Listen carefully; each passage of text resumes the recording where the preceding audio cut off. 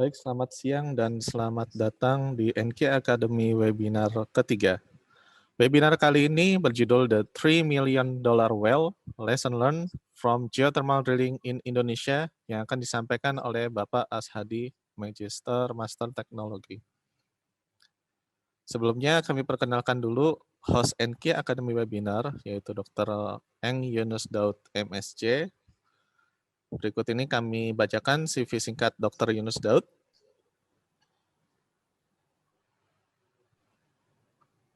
Ya, kurikulum singkat dari Dr. Yunus Daud sebagai host kita pada siang hari ini.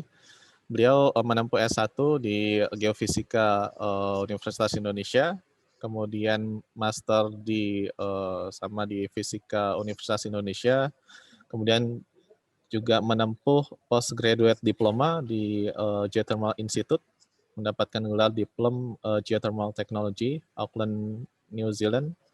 Kemudian menempuh Doctor of Engineering di Kyushu University. Untuk pengalaman pekerja beliau adalah head dari Geothermal Exploration Master Program Universitas Indonesia sejak tahun 2012 sampai saat ini. Beliau juga head dari Geothermal Research Center Universitas Indonesia dari tahun 2018 sampai saat ini. Beliau juga tergabung ke dalam expert team di Direktorat Panas Bumi Kementerian ESDM dan founder dari Request Geoteknologi. Untuk pengalaman mengajar beliau, sejak tahun 95 beliau sudah mengajar di undergraduate program Departemen Fisika Universitas Indonesia, kemudian dilanjutkan di Geothermal System and Exploration Technology di S2 Geothermal UI dari tahun 2012 sampai saat ini. Mungkin itu CV singkat dari host kita. Selanjutnya acara kami serahkan kepada host NK Academy Webinar, kepada Dr. Yunus Daud, dipersilahkan. Baik, terima kasih Mas Surya. Assalamualaikum warahmatullahi wabarakatuh. Selamat siang dan salam sejahtera buat kita semua. Sahabat NK Academy Webinar yang saya cintai, yang berbahagia pada siang hari. Mudah-mudahan semua sehat. Ini satu harapan dari kami semua dan kita semua, insya Allah, bahwa dalam kondisi sulit, ya, sedang ada ujian dari Tuhan Yang Maha Kuasa ini, mudah-mudahan kita tetap bisa menjalani kehidupan ini dengan baik. Kita senantiasa produktif dan mudah-mudahan kita terus bisa berkarya untuk bisa membangun nation ini betapapun kondisinya dengan berbagai macam kesulitan. Baik, terima kasih atas kehadiran sahabat NK Academy Webinar semua. Kami sangat mengapresiasi bahwa siang hari ini kita bisa menyelenggarakan NK Academy Webinar yang ketiga.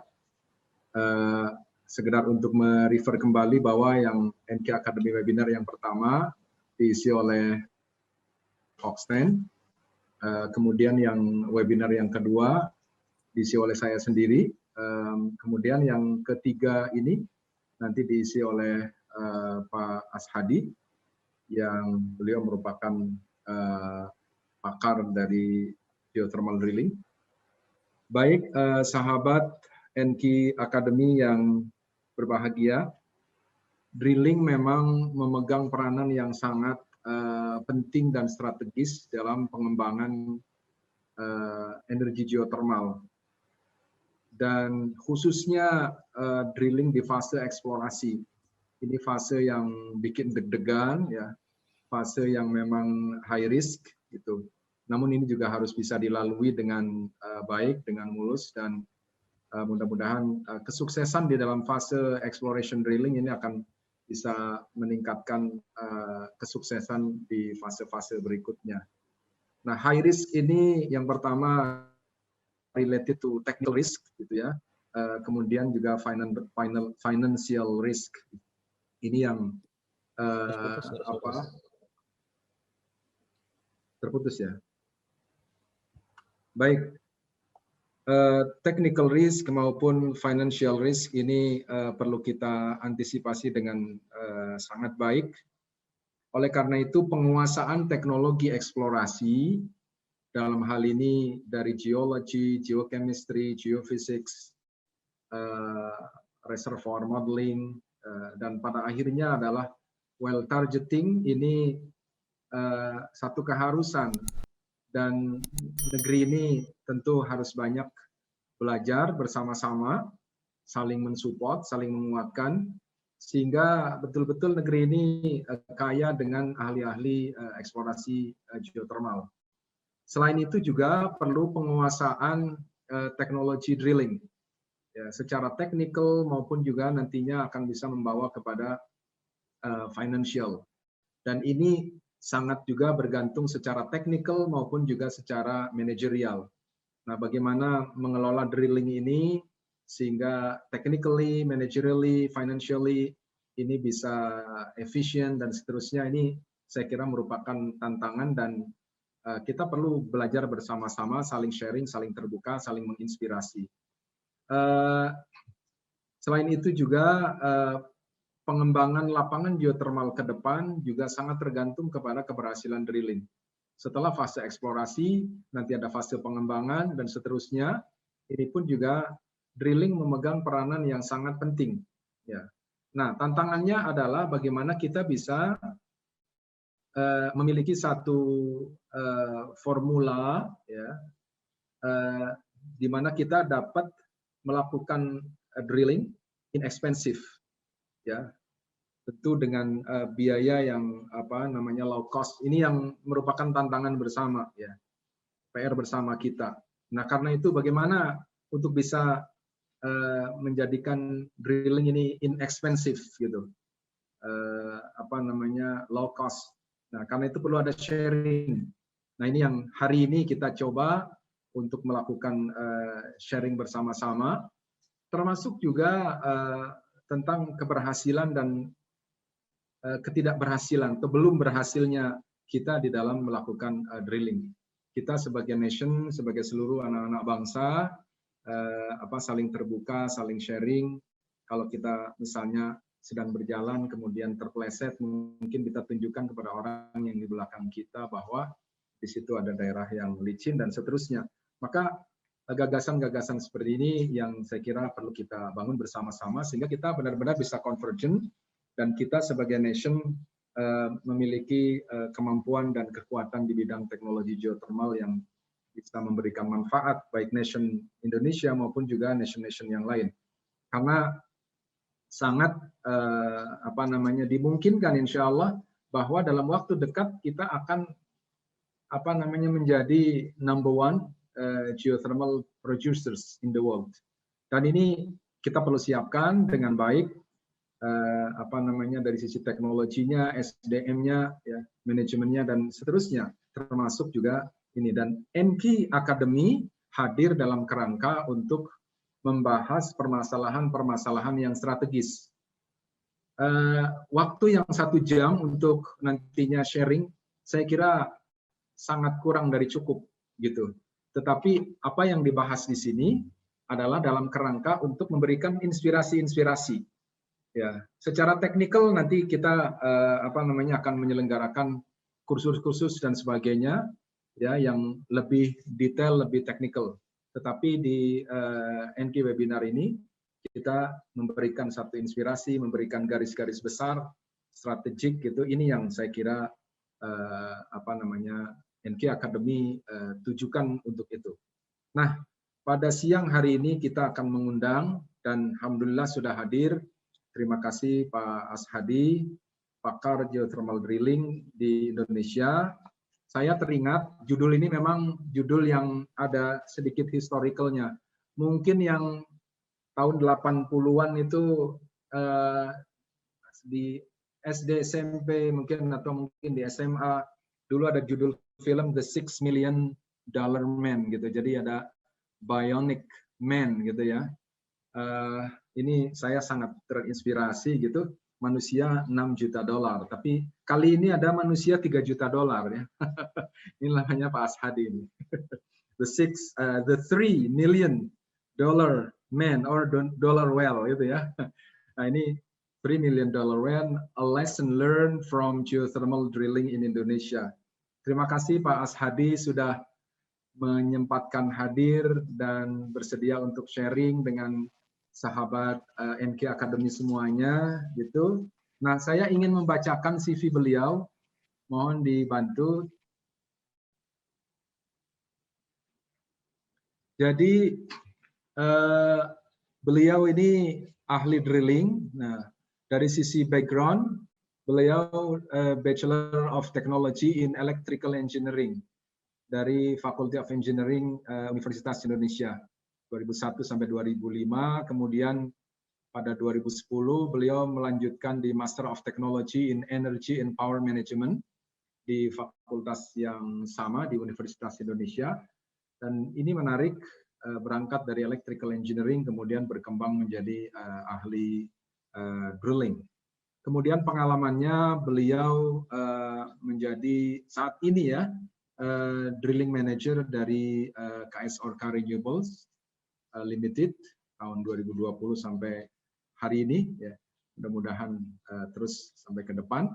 Lalu sebelumnya juga beliau menjadi senior drilling engineer dari KS Orka Renewables, kemudian drilling engineer or project manager of Chevron Geothermal Indonesia, kemudian juga sebelumnya lagi directional drilling engineer Schlumberger Middle East and Asia 2005 sampai 2009. Seorang pakar, beliau juga menyempatkan waktunya juga untuk sharing dengan mahasiswa ya. Dan beliau menjadi part of team di program magister eksplorasi geothermal ya, geothermal exploration di Universitas Indonesia bersama saya dan kawan-kawan. Selain itu juga beliau juga merintis satu organisasi nirlaba ya, co-founder dari Jakarta Drilling Society tahun 2019 sampai sekarang beliau menekuni bersama kawan-kawan yang lain. Saya kira ini satu kegiatan yang sangat bagus. Baik, saya tidak ingin memperpanjang kata, rasanya kita nggak sabar untuk mendengarkan. Saya kira saya berikan kesempatan kurang lebih 1 jam, jadi sekarang jam 1:12, nanti jam 2:12 kurang lebih. Silakan Pak Ashadi, terima kasih. Monggo. Oke, selamat siang Pak Yunus, selamat siang semuanya. Pertama-tama terima kasih nih udah diundang dan dikasih kesempatan untuk sharing ya tentang sumur geothermal yang kebetulan kita bor dengan harga yang cukup menarik lah, 3 juta. Sebelumnya saya ingin menyapa Pak Yunus, tadi saya lihat di list partisipan ada beberapa senior-senior saya ya. Ada Pak Agus Yuro, ada Pak Evi Rosa dari PGE, selamat siang nih. Ada Pak Mustaqim, ini mentor saya juga, ada Mas Budi, sama ada Pak Kasani dari UGM nih. Ini beberapa yang saya sempat lihat. Nuwun, mohon izin ini, mau share nih, juniornya mau share hari ini. Silakan. Oke, saya mulai dengan, saya share screen ya, Pak Yunus ya. Enggak.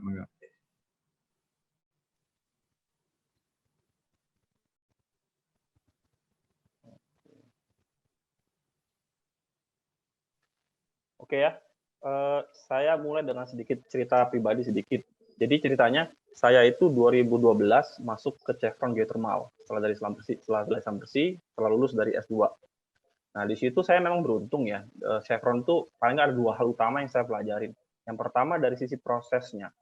As a big corporation itu prosesnya itu matang sekali. Jadi termasuk drilling project itu pun dikelola dengan proses yang benar. Dan yang kedua adalah di Chevron Geothermal itu saya berkesempatan ketemu dengan senior-senior sesepuh drilling sekali lah. Yang udah melakukan pengeboran drilling itu mungkin udah 30-40 tahun. Mungkin nama-nama yang cukup melegenda di drilling seperti Steve Curry, Steve Drake, dan sebagainya.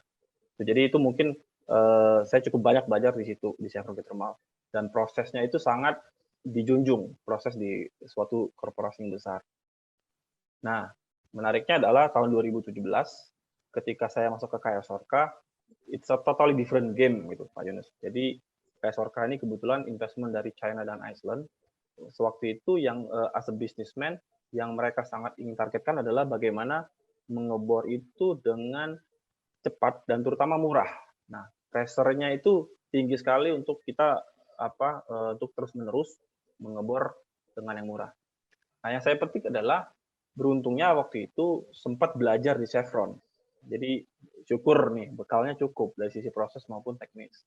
Dan syukurnya lagi, kalau tidak ada tekanan yang begitu besar dari manajemen, untuk terus-menerus bagaimana kita mengimprove drilling cost, ya mungkin nggak ada juga. Nah, jadi ini mungkin suatu kombinasi situasi yang kita coba make the best out of it gitu loh. Jadi dengan tekanan itu justru membuat kita bagaimana caranya. Jadi ketika saya di Orca itu pemikirannya adalah simply we have to think out of the box gitu. Oke, itu praktisan dulu. Gimana sekarang caranya untuk improve the cost? Gimana? Itu terus yang kita itukan. Dan kebetulan memang perusahaannya juga sangat terbuka dengan hal-hal baru. Nah, itu kurang lebih sedikit benang merah bisa mencapai seperti ini, Pak Yunus. Oke, sesuai dengan pembukaan dari Pak Yunus, hari ini niat saya hanya ingin sharing. Apapun yang kita capai sesuai dengan judul sumur ini merupakan legacy dari pendahulu-pendahulu kita, dan juga kontribusi dari seluruh drilling team, termasuk partner-partner kita di geothermal drilling ini. Begitu ya. Oke, saya bagi 3 untuk materi hari ini. Yang pertama, kenapa sih hari ini kita ngomongin geothermal drilling? Yang kedua, kita ngomongin cost. Seperti apa sih geothermal drilling cost di Indonesia? Dan yang ketiga, bagaimana setidaknya dari kacamata KS Orca kita bisa menekan biaya pengeboran ini. Jadi 3 bagian aja, nggak banyak. Kenapa kita belajar geothermal drilling? Apa biaya saat ini, dan bagaimana cara kita menekan biaya tersebut. 3 bagian saja. Oke, yang pertama, why? Ini simpel aja nih. Geothermal drilling saya pikir semua udah tahu ya. Saya pakai slide yang simpel aja. Yaitu renewable, bersih, intinya gitu ya, geothermal energi gitu kan. Nah, yang menarik adalah ini. Ini saya ambil dari SMAP. Jadi, drilling itu dalam suatu investasi di geothermal, mungkin semua orang tahu, itu mengambil porsi sekitar 30-40%. Itu banyak sekali. Nanti kita akan lihat cost-nya. Nah, drilling cost sendiri, Pak Yunus, pointer saya kelihatan ya? Ya, kelihatan. Oke, nah drilling cost sendiri mungkin porsinya kurang lebih seperti ini. Ini saya ambil dari paper salah satu teman saya, Dorman Purba.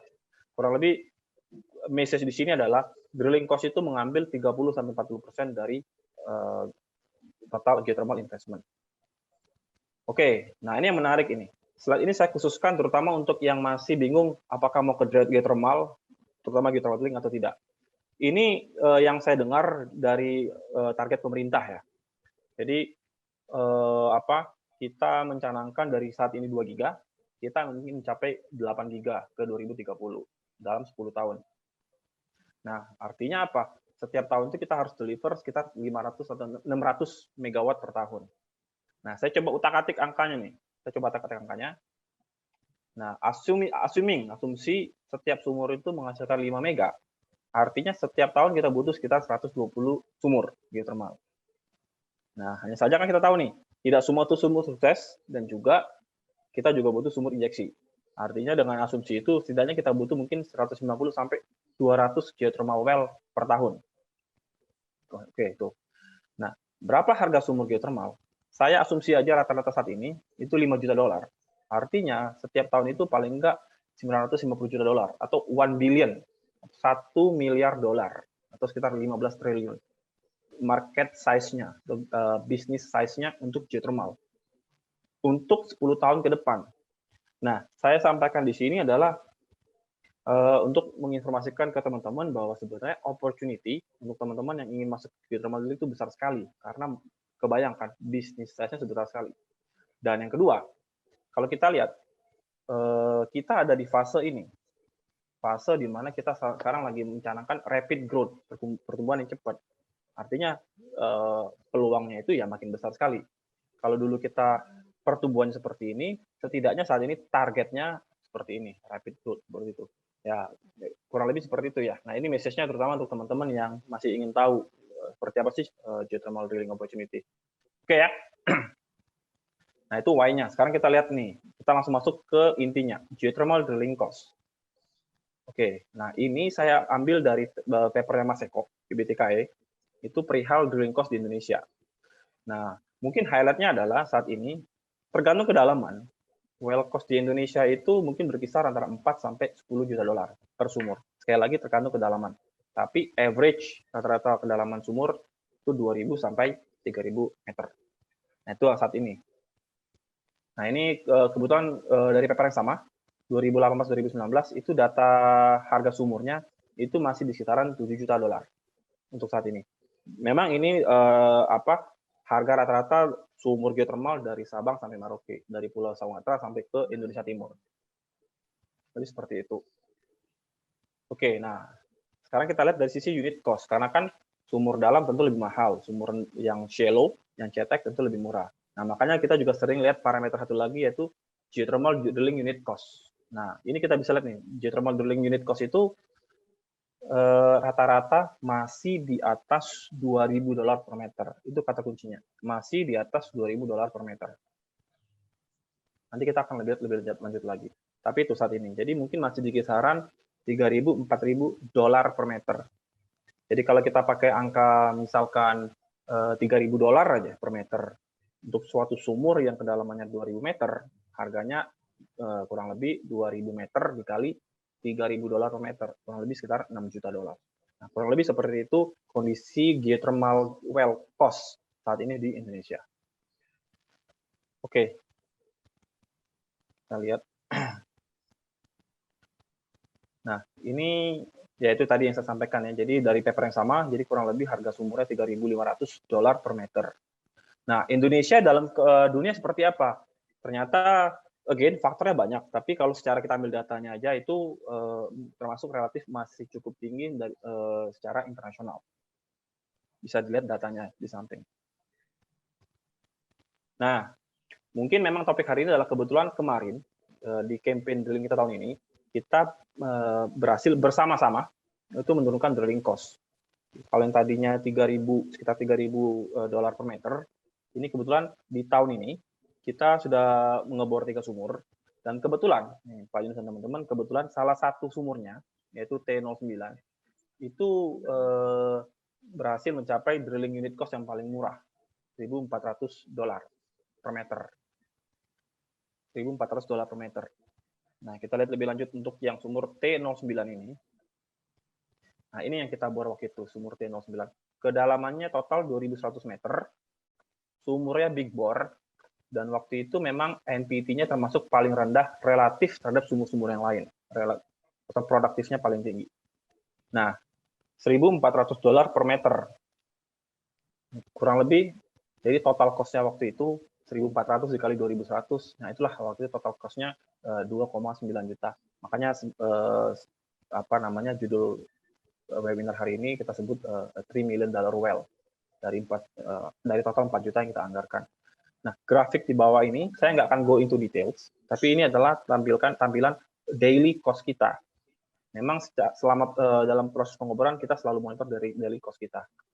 Nah, grafik yang ini bisa dilihat memang secara dolar per meter kita mengalami peningkatan atau penurunan dalam hal ini dari sisi cost. T09 itu merupakan yang paling murah. Nah, itu sedikit profile sumur 3 juta dolar yang berhasil kita deliver bersama-sama. Sekali lagi ini lebih sedikit distribusi dari 2,9 juta ini, distribusi cost-nya itu kurang lebih seperti ini. Tetap komponen paling besar adalah fuel, setelah itu rig, dan juga diikuti dengan drilling service lainnya. Oke, saya geser sedikit. Beberapa teman-teman di industri memang mungkin tahu bahwa KS Orka itu punya rig sendiri. Akan saya bahas lebih lanjut. Jadi banyak yang nanya, apakah 3 juta itu sudah termasuk drilling cost, rig cost? Jawaban saya adalah iya. Walaupun rig itu punya sendiri, kita ternyata tetap memasukkan komponen rig cost ke dalam costing kita. Seperti itu. Jadi ini mungkin sekaligus mengklarifikasi beberapa pertanyaan dari kolega-kolega. Seperti itu ya. Oke. Nah, itu tadi sedikit profile tentang sumur 3 juta dolarnya. Nah, pertanyaannya adalah gimana cara kita untuk mencapai itu. Oke, sekali lagi di sini saya akan sharing yang lesson learn yang kita lakukan di KS Orka. Oke, typical drilling cost itu kan kalau untuk 2.100 meter tadinya, paling nggak di tempat kita, itu sekitar 4 juta dolar. Di mana 4 juta dolar itu terdiri dari tangible dan juga intangible. Tangible-nya itu sekitar 15%, intangible-nya sisanya sekitar 85%. Nah, pertanyaannya adalah bagaimana kita dari 4 juta dolar ini, kita bisa menekan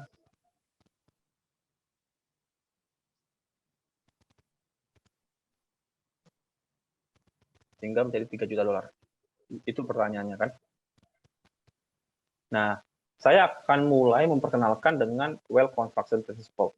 Jadi, idenya adalah untuk menekan drilling cost itu memang kita harus melihat secara holistik. Kita harus lihat secara holistik. Nah, dalam well construction principle ini, itu saya bagi menjadi tiga bagian utama. Jadi yaitu well design, well components, dan juga well execution. Nah, inilah 3 pilar utama dalam well construction principle kita. Desainnya harus betul, pemilihan komponennya harus betul, dan juga eksekusinya harus betul. Jadi optimasi komponen, dan juga optimasi eksekusinya, atau drilling proses itu sendiri. Oke, kita lihat dari desain. Well design itu kita bicara 3 hal. Dari sisi targetingnya, dari sisi depth selection, dan juga sizing-nya. Nah, bagaimana cara kita mengoptimas dari sisi well design-nya? Nah, kita coba lihat sedikit aja, saya hanya memperkenalkan. Pertama dari sisi well targeting ya. Nah, tentu kan ini kita harus bekerja sama dengan teman-teman subsurface. Bagaimana kita itu meminimalkan hazard dalam sisi well targeting kita. Nah, mungkin kendalanya adalah prinsip wellbore stability atau geomechanics di geothermal itu mungkin belum terlalu dalam. Jadi kalau misalkan di oil kan kita intens sekali maka yang namanya SH max, SH min gitu. Nah, di geothermal itu belum terlalu. Tapi apapun begitu, dari sisi well targeting itu dari pas awal desain kita upayakan supaya targetkan ke minimum hazard. Sehingga kita nggak kesulitan ngebornya nanti. Yang kedua dari sisi depth. Oke. Saya akan ngambil contoh dari kasus di perusahaan saya yang lama, Chevron. Saya nggak bilang bahwa ini akan applicable di lapangan lain, tapi paling nggak ini yang kita lakukan dulu zaman saya di Chevron. Jadi kita lakukan studi. Ini depth, ini elevasi, anggap aja ini surface, ini elevasi, ini kedalaman. Jadi ditemukan bahwa sebenarnya feed zone atau area pay zone itu tuh justru lebih besar di bagian atas dibanding di bagian bawah. Nah, size panah ini menunjukkan besarnya feed zone atau production. Nah, jadi dari studi kita itu kelihatan bahwa sebenarnya kita tidak perlu, tergantung lapangan, tapi di kasus lapangan kita tidak perlu ngebor terlalu dalam, karena justru yang atas ini yang lebih ekonomis, yang di bawah ini sudah ngebornya lebih sulit, lebih riskan, dan juga ternyata produksinya juga nggak maksimal, jadi lebih less economics dibanding bagian yang atas. Kalau gitu, kalau ini sudah fase development, itu kenapa kita nggak drill sumur yang shallow aja? Lain ceritanya kalau memang ada misi eksplorasi ya. Oke, itu yang pertama. Dari sisi well, itu yang kedua dari sisi well depth. Nah, yang ketiga dari sisi sizing, pemilihan size. Nah, oke, ini mungkin agak sedikit sisi. Jadi kan kita tahu nih, di geothermal itu ada 3 lah, big hole, standard hole, sama slim hole. Nah, saya pribadi juga termasuk prefernya yang pro-nya yang big bore. Kenapa big bore? Big bore itu sebenarnya ada 2 hal utama paling nggak. Pertama, karena size-nya besar, contingency plan kita itu lebih banyak. Maksudnya apa contingency plan? Jadi kalau memang kita ada kendala dan kita harus set liner lebih awal, kita masih bisa lebih masuk dengan bit dan liner lebih kecil dan seterusnya. Kalau standar bisa, tapi opsinya lebih sedikit karena dimulai dengan size yang medium. Kalau slim, itu opsinya sudah hampir nggak ada. Kalau misalkan kita ketemu hambatan, kita harus set. Nah, setelah itu opsi untuk drilling lebih kecil lagi itu hampir nggak ada. Nah, itu dari sisi contingency plan. Kemungkinan kita untuk mencapai kedalaman yang diinginkan itu lebih besar. Yang kedua, sebenarnya dari sisi drilling risk, big bore itu justru lebih less risk. Jadi, simply bayangkan kita ngebor dengan lubang yang lebih besar, itu untuk sirkulasi hole cleaning-nya itu akan jauh lebih gampang dibanding standard hole. Gitu. Dan yang ketiga, sebenarnya dari sisi well cost, mungkin ini juga banyak asumsi-asumsi ya. Dari sisi well cost itu sebenarnya antara big bore sama standard hole itu hampir nggak beda jauh. Tapi tingkat resiko di standar itu mungkin lebih tinggi daripada big bore. Nah, jadi resiko yang rendah itu justru menjustify di economics. Nah, jadi sekali lagi kalau saya pribadi, mungkin dengan kasus-kasus yang biasa saya jalanin, itu yang big board itu sebenarnya lebih preferable. Seperti itu. Nah, itu optimasi dari sisi well design. Nah, dari sisi well components, komponen di sumur itu sebenarnya hanya dua ya, yaitu casing dan wellhead. Nah, komponen inilah yang akan impact ke sini, tangible ini, dari sisi well component. Nah, pertama kita lihat dari casing. Kalau casing saya pikir sebenarnya udah common knowledge bahwa kita cukup pakai yang LAT tapi yang paling penting adalah koneksinya mesti yang premium. Kebetulan saya pernah menerbitkan SP paper tentang pemilihan casing connection yang optimal untuk geothermal. Kenapa ini penting? Karena kalau sampai terjadi kebocoran, maka harus melakukan workover itu akan biaya tambahan. Dan yang kedua dari sisi pemilihan wellhead ya. Nah ini juga mungkin seringkali ketika saya melakukan tender tuh masih suka ada yang bingung ya. Jadi di geothermal itu pemilihan wellhead system itu merunut ke dua API standar. Jadi di sini ada wellhead dan juga ada valve. Kalau kita bicara geothermal wellhead system. Untuk wellhead-nya itu kita selalu mengacu ke API 6A dan juga untuk valve-nya kita mengacu ke 6D. Nah, saving cost-nya di mana? Kita pakai yang pre-well system, sehingga itu bisa menghemat sekitar 1-2 hari waktu dibanding harus melakukan pengawasan di lokasi. Nah, itu dari sisi pemilihan komponen. Tapi intinya message-nya adalah untuk dari sisi komponen, kita jangan pakai komponen yang over spec, tapi kita juga nggak mau under spec, under design. Jadi harus dioptimalkan. Itu dari sisi komponen. Nah, yang terakhir baru dari sisi execution. Dengan execution kan pengaruhnya ke intangible. Nah, sebenarnya intangible ini, kalau kita lihat, ini kan ada dua ya. Unit price dikali dengan rental. Jadi unit price itu harga rental, dibalik dengan waktu. Jadi unit price itu kita bicara harga rentalnya per day atau per hour, time itu efisiensi waktu. Jadi kalau kita bisa dapat unit price yang bagus, dan juga drilling time-nya kita bisa efisiensikan, drilling cost itu kan unit price dikali time. Makanya tentu dua-duanya akan turun. Nah, kita coba lihat ini. Pertama dari sisi unit price. Oke, ini kebetulan evolusi sumur kita dulu di SMGP dari sisi unit cost. Nah, poin yang ingin disampaikan adalah dari sisi kontrak strategi. Nah, ini kebetulan, sekali lagi, ini preferensi pribadi Kasorka. Dulu itu kita sempat melakukan penggemburan dengan kontrak IPM. Dan terakhir ini sekarang di tahun ini kita melakukan dengan discrete. Ternyata memang dari sisi discrete itu cost-nya lebih murah. Nah, itu kenapa? Itu ada alasannya. By the way ini ya, kita turun sekitar 20-25% cost-nya dari sisi kontrak strategi. Nah, itu kenapa bisa seperti itu? Yang pertama, kalau kita pakai bundling atau IPM, perusahaan di Indonesia ini tidak ada perusahaan IPM yang punya semua servisnya. Jadi dia pasti akan outsource-kan.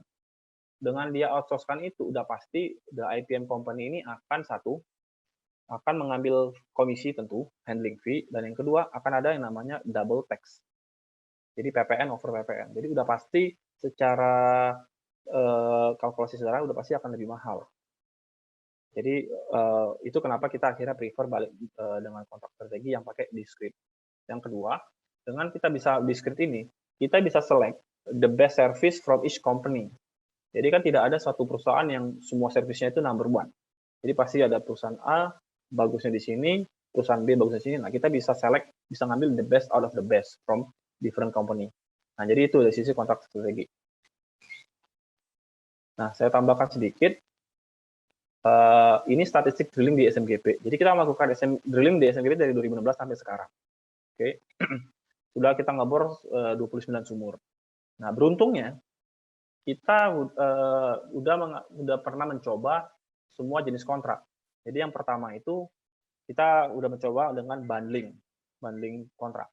Ini sumur-sumurnya kita lakukan dengan bundling kontrak. Yang kedua, kita udah mencoba dengan IPM. Dan yang ketiga, kita sudah mencoba dengan discrete. Jadi tiga-tiganya kita udah berhasil udah pernah mencoba. Nah, poinnya apa? Poinnya, mungkin saya akan refer ke paper di BTKE. Ini loh. Jadi Pak Mas Eko juga mencoba mengcompile harga unit cost, drilling cost dari sisi jenis kontrak yang digunakan memang discrete itu lebih murah. sekali lagi, saya no offense, saya tidak ada ini terhadap IPM. Di beberapa kasus itu juga mungkin dibutuhkan IPM, tapi dalam kondisi Kasorka saat ini kontrak diskrit adalah yang kita pilih.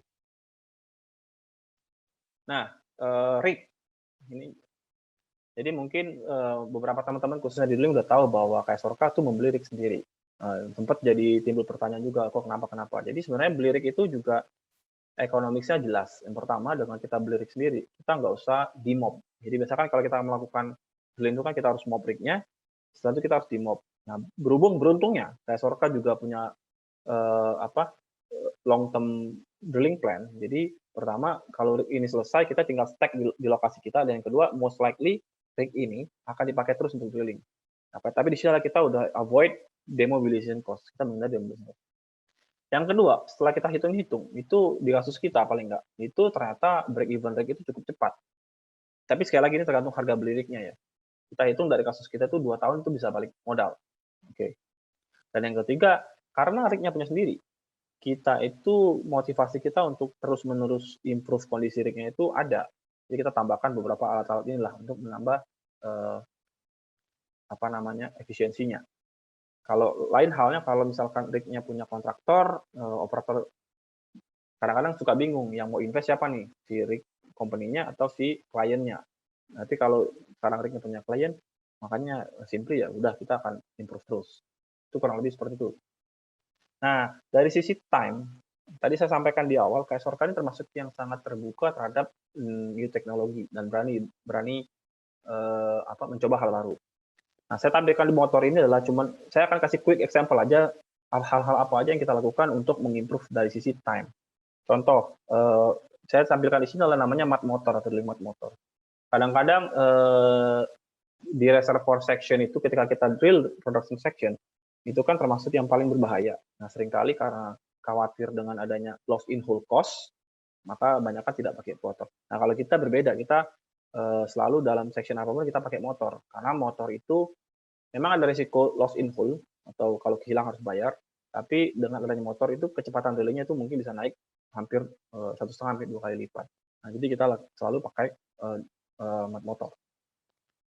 Yang kedua, saya nggak bermaksud mempromosikan, tapi memang bit mata bor yang kita pakai itu juga memang sudah semuanya kita pakai yang teknologi yang terbaru lah, yang high tech. Ini saya hanya kasih contoh aja, nggak ada maksud promosi, tapi kita berhasil save sekitar 1-2 hari per section untuk yang section production maupun yang dari sisi top sectionnya. Dan sekarang udah jadi praktis kita untuk bit itu kita selalu pakai yang high tech. Cost-nya memang lebih mahal. Harga unit cost bitnya memang lebih mahal. Tapi yang kita selalu lihat adalah economics. Kalau saya bayar sekian, tapi saya bisa cost saving sekian dan lebih economics, kita akan lakukan. Jadi sekali lagi yang kita lihat bukan cost, tapi yang kita lihat economics-nya. Tapi poinnya di sini adalah kita juga pakai new technology.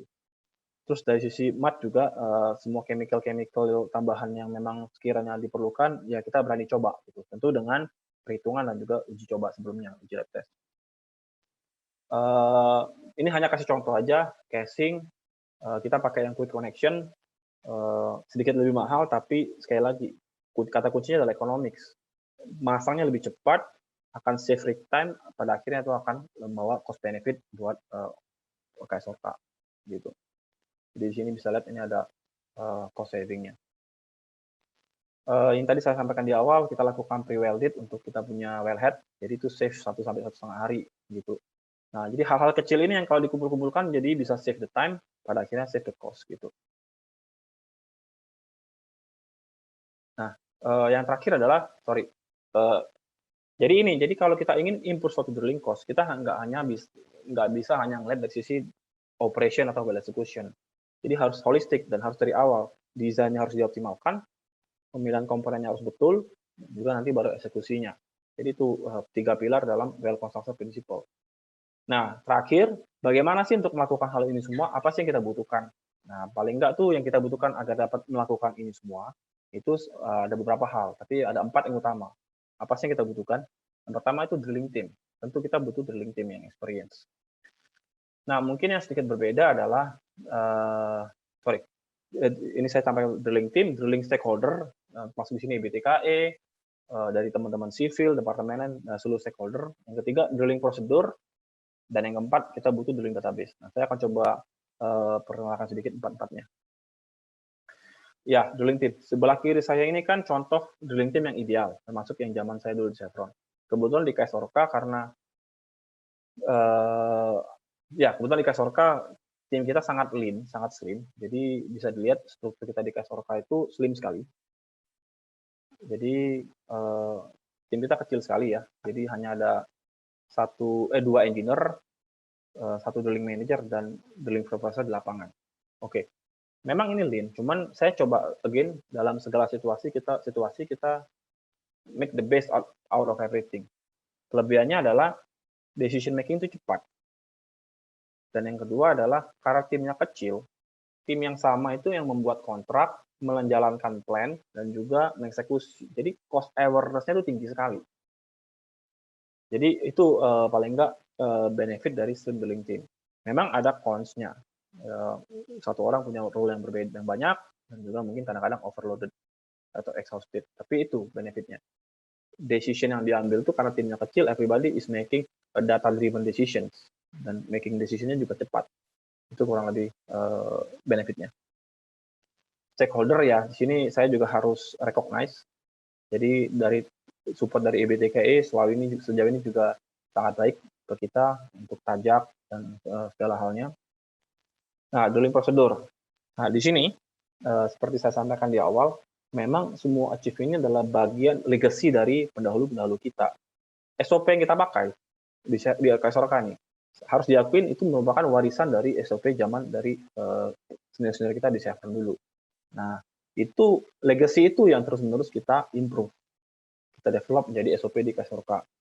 Nah, jadi poin saya intinya saya ingin mengapresiasi legacy yang dari senior-senior kita. Nah, tapi yang paling penting adalah keberanian untuk melakukan continuous improvement. Nah, ini salah satu contoh. Jadi bagaimana kita terus-menerus improve SOP kita dari sisi line up cementing job. Saya nggak akan go to the details, tapi pesannya adalah line up cementing job ini dalam kondisi sumur geothermal yang biasanya loss itu bisa makan waktu 2 sampai beberapa hari, tergantung seberapa besar loss-nya. Bahkan dulu di zaman saya di Sokorea pernah sampai 13 kali itu hampir seminggu. Nah, ini yang kita coba improve bersama dengan drilling partner kita. Nah, itu dengan kita improve prosedur, kita coba, itu akhirnya kita berhasil save 1,5 hari. Itu kan lumayan untuk menambah kita punya itu. Nah, kebetulan ini sempat diterbitkan juga papernya, mungkin kalau yang tertarik mendalami bisa dibaca, tapi menurut saya ini another improvement yang berhasil kita lakukan di 2 sumur yang lampau. Nah, sekarang menjadi best practice kita. Dan terakhir, drilling database, itu tadi penting karena kita juga harus mengambil data-driven decision ya. Saya pikir semua udah punya real-time monitoring ya. CCTV semua juga udah punya. Nah, mungkin ini, jadi karena timnya kecil, tapi database-nya itu kita develop sedemikian rupa, jadi awareness terhadap cost itu benar-benar details. Jadi kita tracking cost itu setiap hari.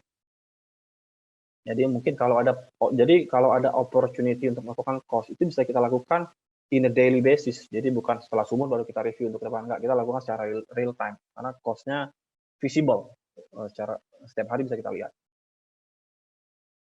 Oke, nah ini drilling parameter. Nah ini mungkin sedikit ya. Jadi karena kita juga pecinta data, termasuk tim kita pecinta data, jadi data yang dulunya dalam bentuk Excel itu kita coba visualisasikan dengan software yang kita pakai software, tapi kita customize sendiri.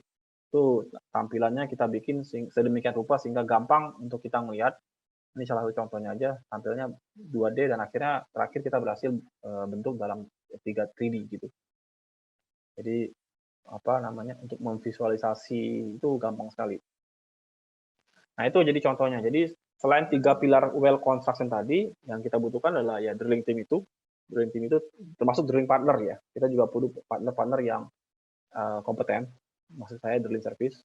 Semua drilling stakeholder support, ada EBTKE, ada teman-teman dari civil, community dan segalanya. Kita butuh drilling prosedur yang matang dan terus-menerus diimprove, dan juga kita butuh drilling database yang bisa kita lihat secara real time. Nah, jadi kurang lebih seperti itu penyampaian materinya. Jadi sebagai closing, Jadi sedikit kesimpulan aja. Jadi kita tahu geothermal drilling cost itu kan 40% dari whole geothermal drilling investment cost. Jadi kalau kita bisa improve the cost, akan sangat membantu investment geothermal. Yang kedua adalah yaitu tadi, kalau mau improve drilling cost kita harus nilainya secara holistik dari si well construction principle, well design-nya, well component, dan well execution-nya.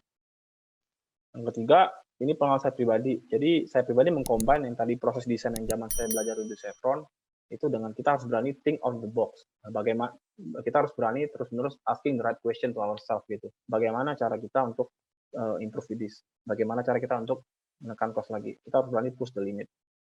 Dan yang terakhir, nah ini yang paling penting mungkin saya pribadi juga ingin share adalah kita harus punya faith itu, harus yakin bahwa bersama-sama itu kita bisa loh improve the cost of geothermal drilling dan eventually improve the geothermal investment cost for the nations. Jadi kurang lebih itu closing remark dari saya, nyampainya lebih kurangnya yang dimaklumin. Silakan Pak, saya kembalikan ke Pak Yunus. Terima kasih atas atensinya.